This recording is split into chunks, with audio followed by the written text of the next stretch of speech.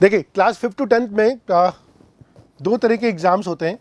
इसमें पहला एग्ज़ाम होता है जिसको बोलते हैं हम absolute exams. Now what is absolute exams?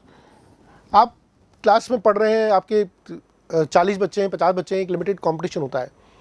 उसमें आपके 95% मार्क्स आ रहे हैं, 90% मार्क्स आ रहे हैं, एक आपको फील गुड फैक्टर दे रहे हैं, लेकिन कॉम्पिटिशन बड़ा लिमिटेड है।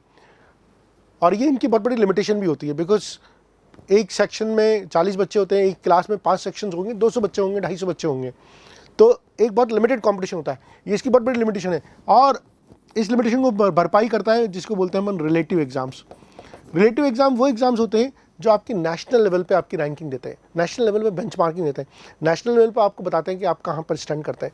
अनफॉर्चुनेटली जितने भी करियर बेस्ड एग्जाम होते हैं, चाहे हम जेई की बात कर लें, नीट की बात कर लें, क्लैट की बात कर लें, एनडीए की बात कर लें, ये सारे के सारे रिलेटिव एग्जाम्स हैं। लेकिन 5 to 10 लेवल में जब आप स्कूल लेवल में पढ़ रहे होते हैं तो आप सिर्फ इन्हीं एग्जाम्स पे फोकस कर रहे होते हैं, आपको इन एग्जाम्स का एक्सपोजर ही नहीं होता है। इन एग्जाम्स के लिए जो माइंडसेट चाहिए होता है, जो प्रिपरेशन लेवल चाहिए होता है, वो शायद आपको अपने होम टाउन में, आपको अपने स्कूल में मिल ही नहीं पा रहा होता है। कौन कौन से रिलेटिव एग्जाम्स होते हैं जो आपको एस्पायर करने चाहिए, चाहे वो एनटीसी की बात करें, एनएससी जेएसएस की बात कर रहे हैं, एनएमटीसी की बात करें, ये ऐसे एग्जाम्स होते हैं जो आपको जितने भी करियर बेस्ड एग्जाम्स होते हैं, जेई वाले एग्जाम्स होते हैं, नीट वाले एग्जाम्स होते हैं, उनके लिए आपका एप्टीट्यूड बिल्डअप कर रहे होते हैं। लेकिन अगर आप एक स्कूल सिस्टम में सिर्फ स्कूल एग्जाम के भरोसे बैठे हैं, फिर आप 11-12 में आगे जब इन रिलेटिव एग्जाम को फाइट कर रहे होते हैं, तो आपका एप्टीट्यूड उतना बिल्डअप नहीं होता, प्रॉब्लम सॉल्विंग अप्रोच उतनी बिल्डअप नहीं हो रही होती।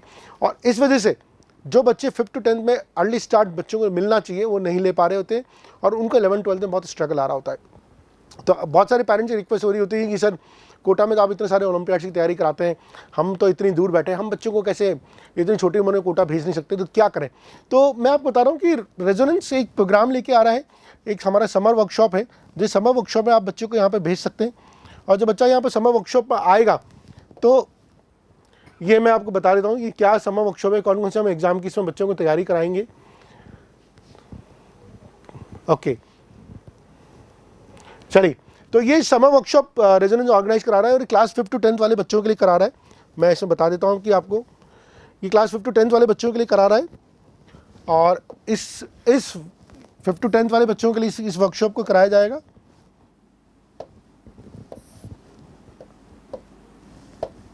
क्लास 5 to 10 वाले बच्चों के लिए इस एग्जाम को वर्कशॉप को कराया जाएगा। ये रेजिडेंशियल नॉन रेजिडेंशियल दोनों होगी। ये वर्कशॉप जो होगी 22 मई से लेकर 10 जून तक होगी। इसके टाइमिंग सुबह 8 से लेकर 5 घंटे की क्लासेज होती है, 1:15 बजे तक, और उसके बाद बच्चों के डाउट्स डिस्कशंस होते हैं। तो एक बड़ी कॉम्प्रिहेंसिव वर्कशॉप्स है जो यहाँ पर बच्चों के लिए होती है। आइए इस वर्कशॉप में कौन कौन से एग्जाम्स की टारगेट कराया जाता है उसके बारे में बात कर लेते हैं। हाँ, आइए कौन कौन से टारगेट की एग्जाम्स के बारे में बात किया जाता है। तो सबसे पहले हम बात कर लेते हैं क्लास 5 to 10 के लिए ओलंपियाड्स की तैयारी कराई जाती है, जिसमें physics, chemistry, maths, biology, mentality की तैयारी कराई जाती है।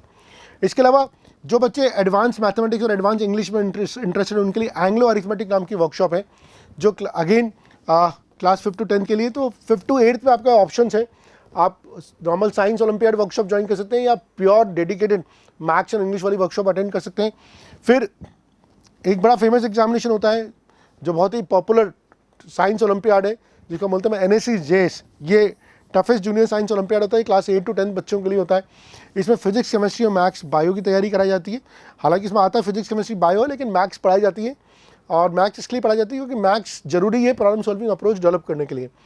Aspire pre NTC 9th class के बच्चों के लिए है जो ओलंपियाड की तैयारी करना चाहते हैं, प्री एनटीसी की तैयारी करना चाहते हैं। हावेवर अभी एनटीसी के बारे में क्लियरिटी नहीं है, लेकिन फिर भी जो तैयारी यहाँ पर कराई जाती है वो एनटीसी के इक्विवेलेंट जितने भी अगर ओलंपियाड्स हैं उन सबको भी उन सब की रिक्वायरमेंट को मीट करती है। इसमें physics, chemistry, maths, biology, social science, mentality, तो ऑलमोस्ट आपको क्लास 10 के जितने भी सब्जेक्ट्स हैं मेंटलिटी को छोड़ के सबकी तैयारी कराई जाती है। अल्फ़ा हमारी एनटीएससी की डेडिकेटेड वर्कशॉप होती है, जिसमें एनटीएससी और प्लस जेई नीट की जो फाउंडेशन है उन सब की तैयारी कराई जाती है। इसमें physics, chemistry, maths, bio, social science, mentality ये सब आती है। अब आपको इसकी डिटेल दे देते हैं कि इनमें क्या क्या होता है। अकेडमिक फीचर्स की बात करें तो classroom note, DPP, subject wise booklet, target oriented classes, experience faculty द्वारा क्लासेज होती है, डाउट सॉल्विंग फैसिलिटी होती है, मॉक टेस्ट बीच में बच्चों के होते रहते हैं। इसके अलावा बहुत सारी अलग अलग एक्टिविटीज़ और भी होती रहती है, और ये हमने बात करी ली, ठीक है।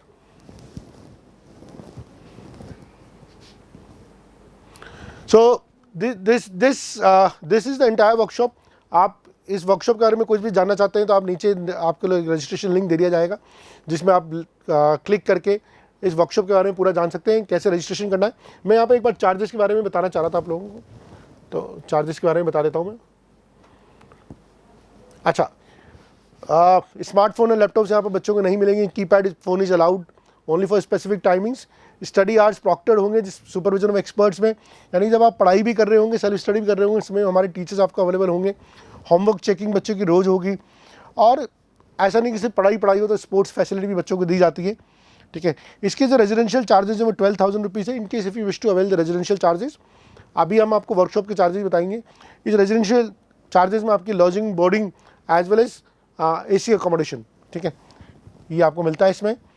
वर्कशॉप की फ़ीस की अगर बात करेंगे तो 30 अप्रैल तक आपको सिर्फ, अगर आप 30 अप्रैल के पहले रजिस्ट्रेशन कराते हैं तो इस वर्कशॉप की फ़ीस 3,500 रुपीज़ है, और अगर आप उसके बाद में रजिस्ट्रेशन कराते हैं तो इस वर्कशॉप की फ़ीस 4,000 रुपीज़ है, ठीक है। वर्कशॉप के दौरान में बहुत सारे टेस्ट होंगे जिसके बेसिस पे बच्चे को प्राइजेस और स्कॉलरशिप ऑफर की जाएगी।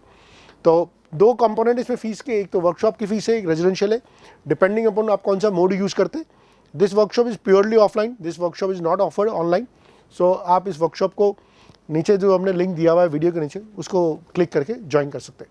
Thank you.